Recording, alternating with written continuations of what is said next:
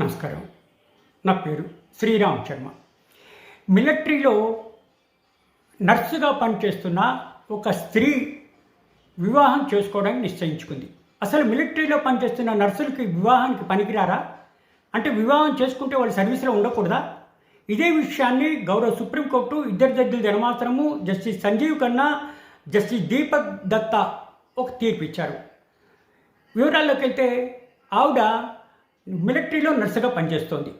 పెళ్లి చేసుకోవాలని చెప్పి నిశ్చయించుకుంది. ఈ విషయము గవర్నమెంట్కి తెలిసింది. ఆమెని ఉద్యోగం నుంచి తీసేశారు.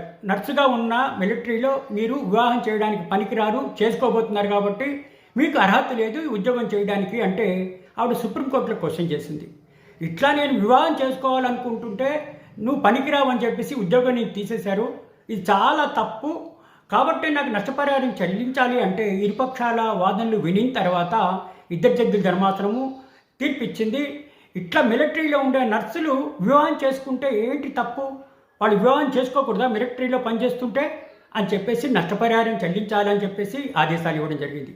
ఈ తీర్పు ద్వారా మనకి తెలిసేది ఏంటి, ఇట్లా మిలిటరీలో ఎవరైనా స్త్రీలు నర్సుగా పనిచేస్తూ ఉంటే వివాహం చేసుకోవడానికి అన్ని అర్హతలు ఉంటాయి, వివాహం చేసుకున్నంత మాత్రాన వాళ్ళని ఉద్యోగంకి తీసేయాలి కానీ ఉద్యోగంలో వాళ్ళ అర్హత లేదు అని చెప్పడానికి లేదు అని ఈ తీర్పు చెప్తోంది.